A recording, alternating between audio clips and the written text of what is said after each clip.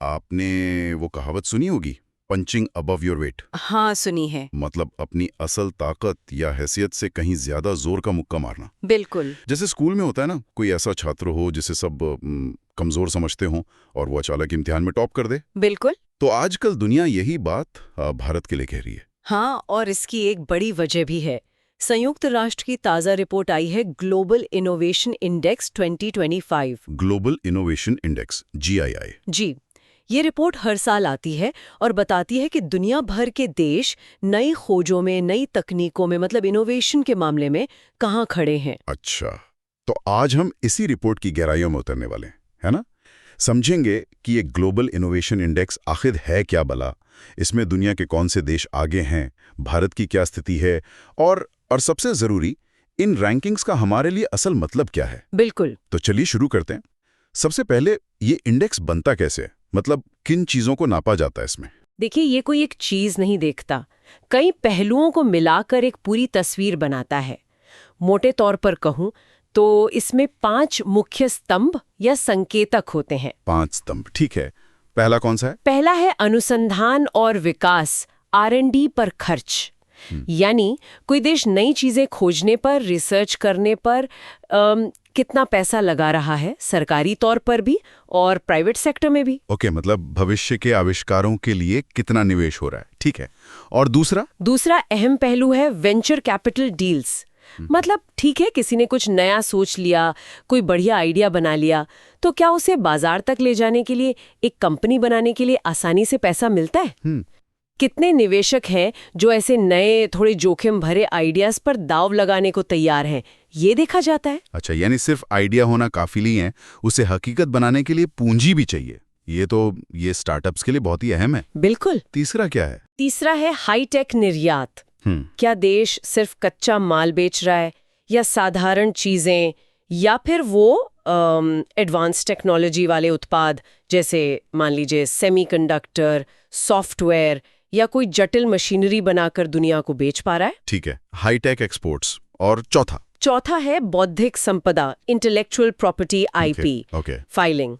यानी देश में कितने नए पेटेंट, ट्रेडमार्क, डिजाइन वगैरह रजिस्टर हो रहे हैं। ये दिखाता है कि कितने नए आविष्कार कानूनी रूप से दर्ज किए जा रहे हैं। समझ गया। तो R&D पर खर्च, नए आइडियाज के लिए फंडिंग, हाईटेक सामान बनाने की क्षमता, और फिर उन आविष्कारों को रजिस्टर करना, ये सब मिलकर तय करते हैं कि कौन सा देश कितना इनोवेटिव है। बिल्कुल, सुनने में तो ये सब ज्यादातर विकसित देशों के ही मजबूत पहलू लगते हैं। बिल्कुल सही कहा आपने। और पारंपरिक रूप से अगर आप देखें तो इस लिस्ट में हमेशा से स्विट्जरलैंड, स्वीडन, अमेरिका जैसे देशों का ही दबदबा रहा है। हाँ। और इस साल भी, मतलब 2025 की GI रिपोर्ट में स्विट्जरलैंड पहले नंबर पर है, स्वीडन दूसरे पर और अमेरिका तीसरे पर।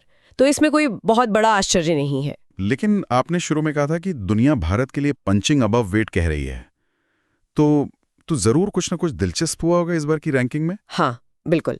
यहाँ बात थोड़ी दिलचस्प हो जाती है। देखिए, टॉप 10 में एक बड़ा फेरबदल हुआ है इस साल। अच्छा, क्या?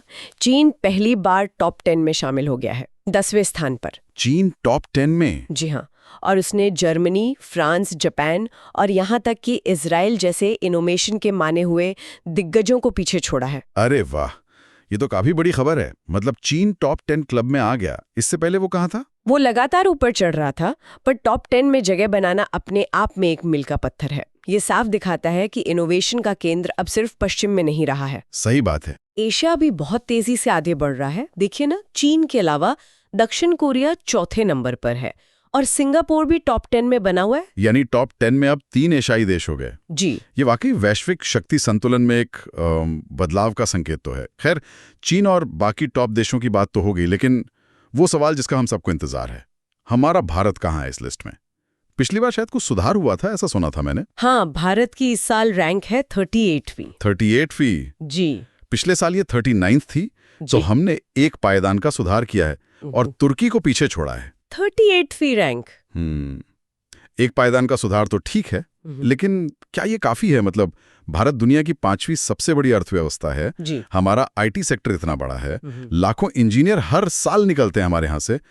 तो क्या इस लिहाज से 38वीं रैंक थोड़ी कम नहीं लगती? क्या हमें टॉप 20 या शायद टॉप 25 में नहीं होना चाहिए था? नहीं, देखिए, ये सवाल बहुत वाजिब है और पहली नज़र में शायद 38वीं रैंक उतनी प्रभावशाली ना लगे, खासकर जब हम भारत के आकार और उसकी प्रतिभा को देखते हैं। लेकिन यहाँ तस्वीर को थोड़ा और गौर से देखने की ज़रूरत है। कैसे?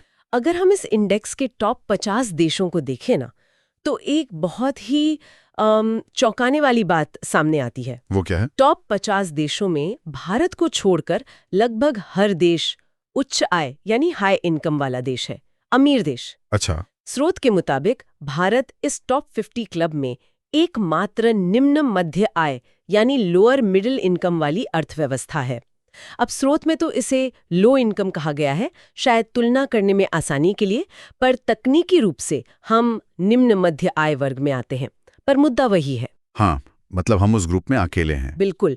भारत अपनी आय वर्ग के हिसाब से कहीं ज्यादा बेहतर प्रदर्शन कर रहा है। अच्छा, तो ये है वो पंचिंग अबव वेट वाली बात। टॉप 50 में हम अकेले हैं जो आर्थिक रूप से उतने संपन्न नहीं हैं जितने के बाकी के 49 देश। ये तो वाकई सोचने वाली बात है। इसका मतलब ये हुआ कि सिर्फ रैंक देखना काफी नहीं है, उसे देश की आर्थिक हकीकत के संदर्भ में देखना होगा। बिल्कुल। यहीं पर पूरी कहानी बदल जाती है।